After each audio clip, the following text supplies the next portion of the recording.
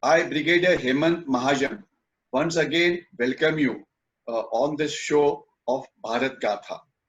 In the last session, we spoke about Kargil War, why it started, how it started, who were the actors at that point of time, etc. In this part of the presentation, we will talk about as to how these various battles were fought. What we must remember is all these battles were fought at night time. Battles were fought at the height of nearly 6,000 to correction from 13,000 feet to about 16 or 17,000 feet. This was an area where temperatures were sub-zero. It was freezing temperatures. The battles were fought at a platoon level or at a company level. There were no technology that we could use at this point of time, etc. So it was a battle that was fought by the soldiers purely on bravery, courage, good leadership, etc. So many famous battles were fought here. The pattern of these battles was very clear. All the soldiers who went into battle realized as to how dangerous it was. They did it for their regiments, for their battalions, because they were led properly. All of them knew that many of them would never come back from battle, but despite that, they went into the battle, and many brave actions took place in by which we were able to finally win this battle. So it was basically a battle of blood, guts, and glory. So, Battle of Tololing, this was fought. I will not get into the detailed plan as to how the attack took place at night time, how Pakistanis were killed, how the firing was brought on there, how bravely it was fought.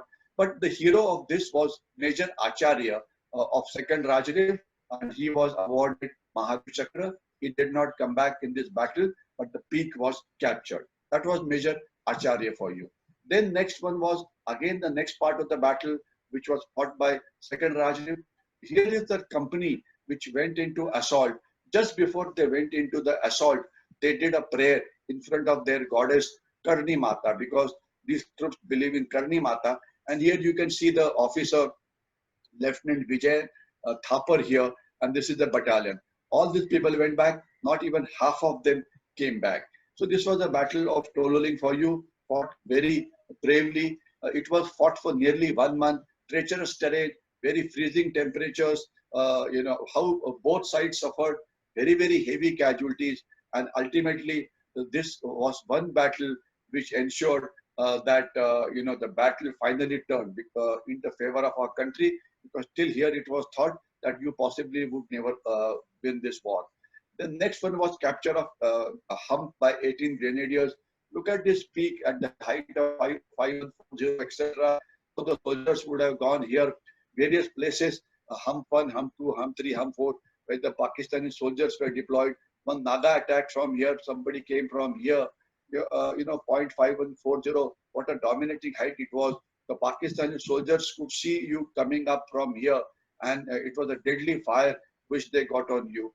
And the hero here was Lieutenant Balwan Singh of 18 leaders. He was awarded Mahavir Chakra, and luckily for us, Balwan is still with us. He was one of the very rare persons who survived the battle.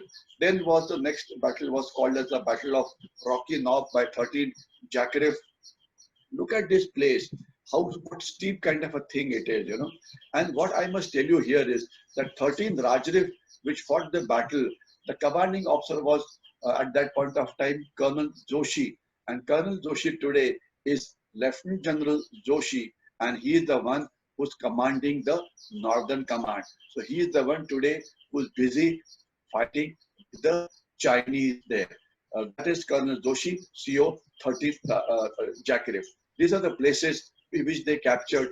Look at it, 0.5140. What a formidable feature it is. This is the view of 0.5140 from the Tololing side. And hero here obviously was Captain Vikram Batra. Let me see if I can play this video here. Otherwise, maybe at the end it can be played, because I'll have to stop sharing screen, etc. So I think we'll play it later. So Pimple 0.4700 was captured, and this is that formidable height capture Tiger Hill. And when Tiger Hill was captured, this was the highest point. Then it was realized that the battle was almost won, and we were able to beat the Pakistanis. And here it was, 18 Grenadiers, 8 Sikh, which went and did all this act. Look at this place, how 18 Grenadiers would have attacked from here. You can see one company came from this side, one came from this side, one came from here, one came from here. It was really a formidable feat to capture. Again, Balwan was the hero in this battle also. So this is Tiger Hill was finally captured after a longish battle in which we lost 25 of brave soldiers, 35 people were severely injured, and the enemy lost 50, including 2 officers. Remember, 2 of the Pakistani officers who got their highest award called Hilal-e-Jurat got it here. Okay.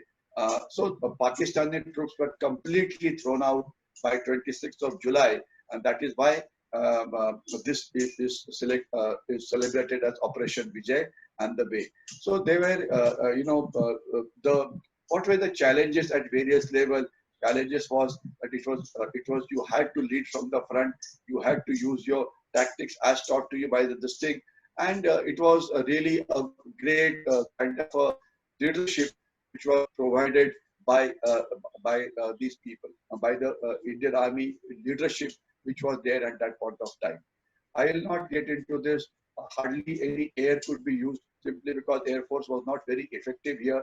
2 aircraft of MiGs were shot down. Therefore, thereafter the Air Force decided to utilize, remain outside the surface to air missile range of the Pakistani missiles, and they fired with the help of laser guided bombs, etc. Of course, there was a fair amount of firing they did there, but most of it was provided by the Indian artillery. As far as the Pakistani casualties was concerned, this is what they accepted. 772 killed, including 69 officers, and there were 76 SSG, Special Services Group, basically the commandos, and more than 1,000 people were injured. And later Nawaz Sharif said that it was 1,500 killed and 2,000 injured. They had a large number of casualties. And as far as we were concerned, we also had a large number of casualties. Army lost 576 killed, and Air Force lost 5. Basically, their helicopter gunship which was shot down, and of course, Flight Lieutenant Nachike. And officers' casualties were very, very heavy here. 25 officers led from the front, and they met their sacrificed their life here. And wounded was 57. And remember, all these officers were killed during the assault by attacking. So imagine they would have been in the front, and this is what exactly happened here. Okay, so let us see if we can go ahead. Now we will very briefly cover as to which were the units which did a wonderful job. We had 18 Grenadiers, 2 Rajdev, 13 Jammu and Kashmir Rifles, 18 Gadwal Rifles, and 8 Sikh. They did a wonderful job of fighting here, and they were awarded with what is called as the unit citation. Unit citation is basically awarded to those units which do a good job. The awards which were awarded during this war was Paramveer Chakra, initially 3, later 1 more was awarded, Mahavir Chakra 4, Veer Chakra 29, and Sena Medal Gallantry was nearly 52. So many awards were there, and they were obviously for the personal bravery. So basically, as far as Operation Vijay was concerned, it was a story of those valiant soldiers who faced the most difficult odds in warding off the grab designs of the enemy. It was a classical example of a slogan, blood for freedom, what Netaji Subhash Chandra had said. And blood was there in plenty in forms of supreme sacrifice made by the soldiers during Operation Vijay. And let us remember that for our today, for our tomorrow, they gave their today. So this is the story of all those brave soldiers. It is not easy to capture this moment now, but I will try and describe some of these brave soldiers who did a wonderful job. Call them Kargil heroes, story of blood, guts, and glory. And I will go into one particular hero in more detail because of lack of time. Now, these were the young officers who were pushed into war immediately after the Indian military academy training. All of them were at the age of 21, 22, 23. There was a fair amount of bravery at the battalion level. There was the blood which was shed, guts and glory of young officers, company commanders, and battalion commanders. And what were the worries of the soldiers? Basically, they were not scared of the death, but their main thing was those who were married. Who will look after our families when we die?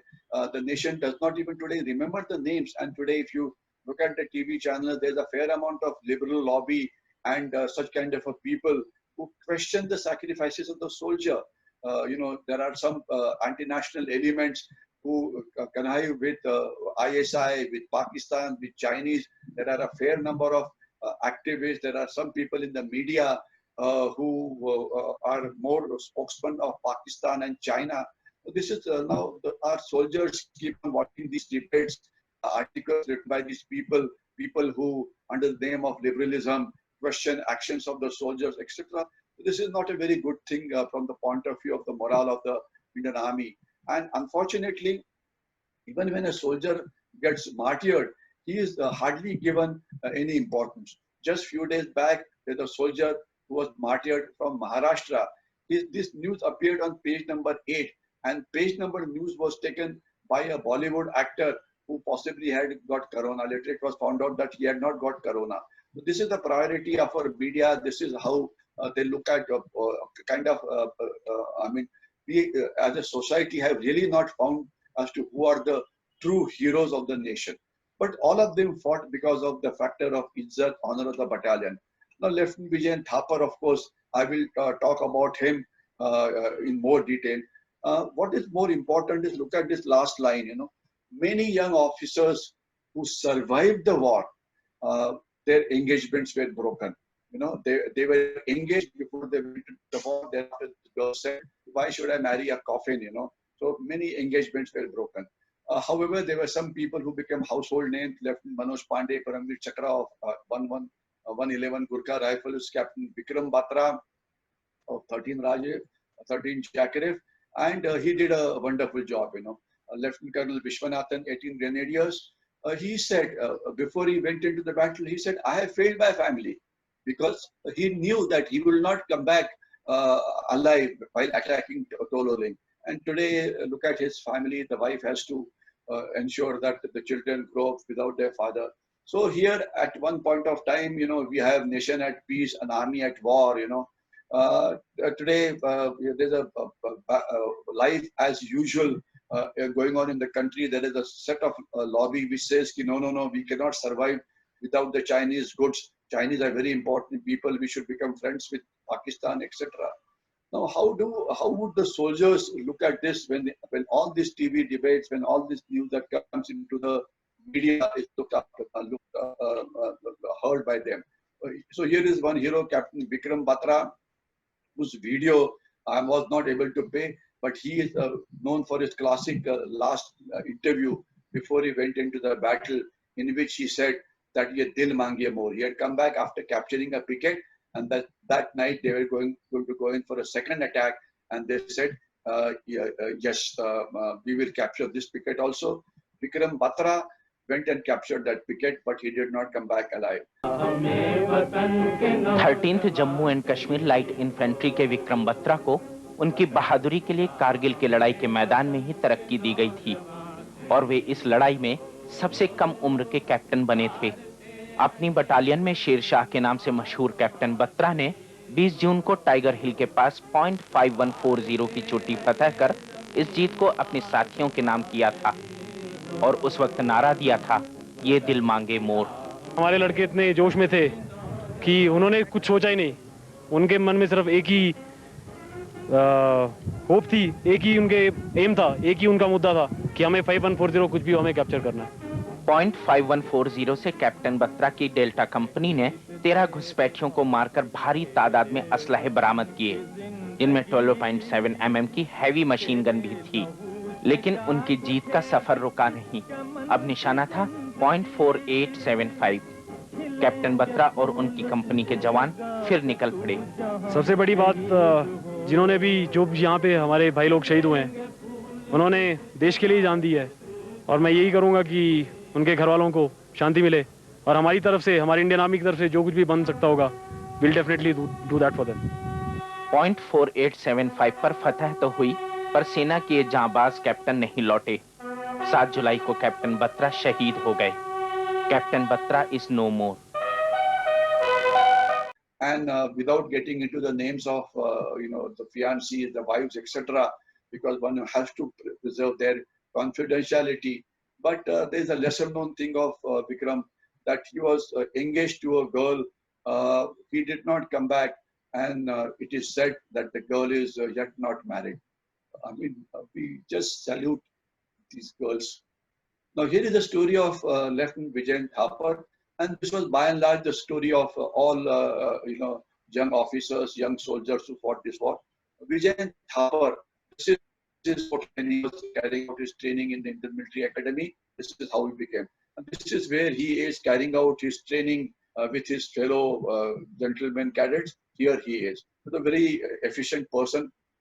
He was a good sportsman, and here you have him, Vijayan, water polo trophy which is there, swimming pool of the Indian Military Academy behind him. Good, and this is his photograph with his family, his mother, and Colonel Vijayan Thapar, the great man. And some of you who must be watching TV would see him, talking on behalf of Indian Army, wherever he debates on channels like Times Now, etc. Great man. And this is Vijayan standing behind his father and his brother. Okay. What I want to tell you is all these families later have constructed a museum for these soldiers in their various places they came from. So if you go to Himachal, etc., you'll find such a museum there. This is Lieutenant Vijayan. There was a girl called Ruxana who was orphaned. He had adopted this girl and give her some money. And this is the family with whom he was staying, Ruxana. The family of Vijayan still sends money to Ruxana. And this was the last photograph of the company before they went into the assault. And you can see Lieutenant Vijayan Thapar here and all these soldiers who actually went into the assault. Okay, so this is what it was before he went into the attack. Vijayan left a letter at the base of his attack area to be handed over to his family in case he did not come back, because he knew he would not come back. So he left a letter. And this is the letter which says to my family, look at his, what a beautiful handwriting he had. And this was the letter which he had written. Possibly you may not be able to read it. Letter is very famously available on the internet also. But what I would want you to observe is this white portion here.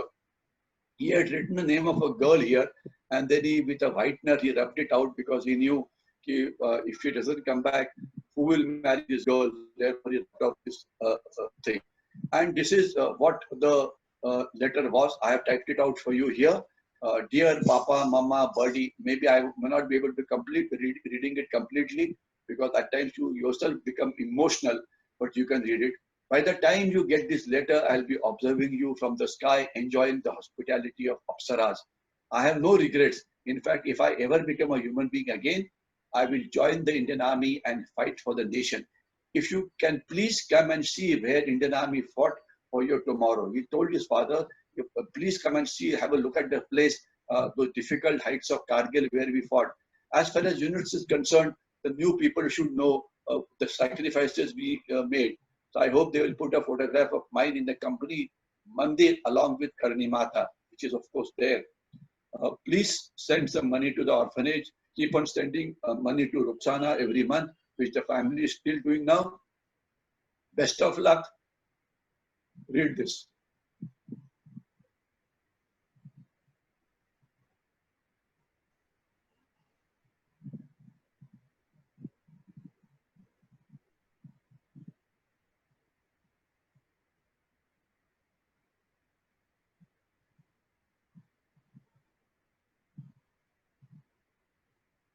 This was a letter written by Colonel B.N. Thapar. I simply won't be able to read it.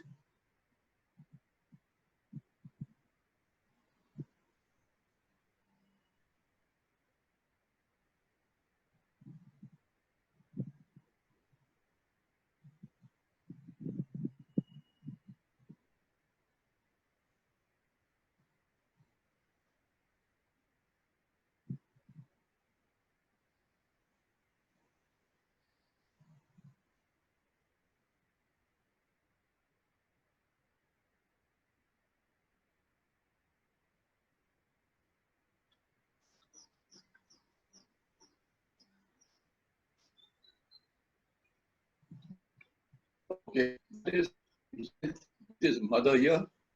This is offering the prayer to Karni Mata before getting into the assault. You can see Vijayant here. And this is where they attack. Three pimples. Look at this ruggedness of the terrain, and you can see the red line here from where they attacked. It was a cliff assault. You can look at this knoll and three pimples. This is how the attack was took place. And this is his last rites being performed. When you go home, tell them of us for your today. We gave our tomorrow. Okay. And this is Colonel Thapar,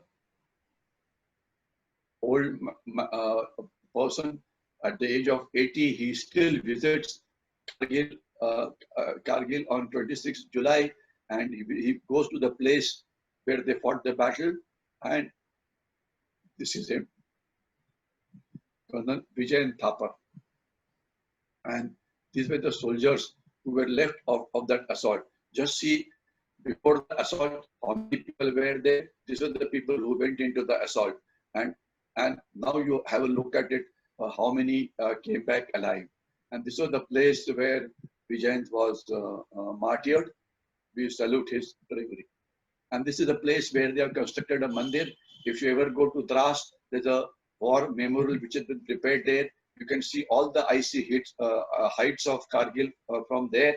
And here the mandir has been constructed as Vijayant had desired. And you can visit this place also. And Vijayant was portrayed. There's a lot of films which are done by the Bollywood later, Swaran Gatha, Mega Mission Fateh, or LOC Kargil. This is how he looked in the movie hall. And he was awarded a Veer Chakra. Look at his, and this is the president of the country, Shri R.K. Narayanan, awarding his grandmother with this award. Okay, so this is the story of Vijayant Thapar, and these are the heroes of Kargil: Vikram Batra, Manoj Pandey, Yadav, Padmaraban Acharya, Rajesh Adhikari, Vivek Gupta, Anuj, Krishing, Nijing. They all Veer Chakra holders: Vishwanathan, Sarvanavan, Captain Amol Kalia, Vijayant Thapar. Look at these brave soldiers who fought this war. Okay, Veer Chakra. And look at the places from where they came. They belong to all parts of the country. Therefore, in the memory of those who died so that we may live, this presentation is dedicated to all these brave soldiers. Here is a time to stop. These were the brave soldiers who fought the war, who ensured that the Pakistanis were thrown back, etc. Today, where are we right now? After 99 Kargil war, there was a Subramanian committee which went into the details as to how Pakistanis could come inside. They had given a large number of recommendations. These recommendations had remained on back burner, but now we have implemented quite a few of them. We have had the Chief of Defence Staff, etc. We have improved our intelligence gathering. Many good things have happened. There is no doubt on this issue. But still, complete security of the nation is a long-drawn affair, and I'm sure that all other things which we need to do will be done in a period of time. For example, as far as Kargil and Leh is concerned, the road to Kargil and Leh needs to remain open for 12 months in a year. Therefore, we are digging a tunnel at Zojila. When the tunnel is dug, possibly the road will remain open. Another access is coming from the Himachal Pradesh side. If that is done, obviously things will improve. Defenses in high altitude today take a lot of life there. It requires a lot of effort on the part of the country to defend those areas. So therefore, now today, what is happening is a standoff is going on with the Chinese in Ladakh. How are we fighting the Chinese there? This is what we could possibly cover in the next session. So I think time is now to stop and once again pray for rest in peace to all those brave soldiers who gave their life. Today we have a National War Memorial in Delhi. I'm sure some of us would have visited that war memorial. To visit them, because that war memorial gives you the history of Indian Army, the way they fought various wars. If you visit the war memorial today, you will see the names of all the soldiers who were martyred in various wars.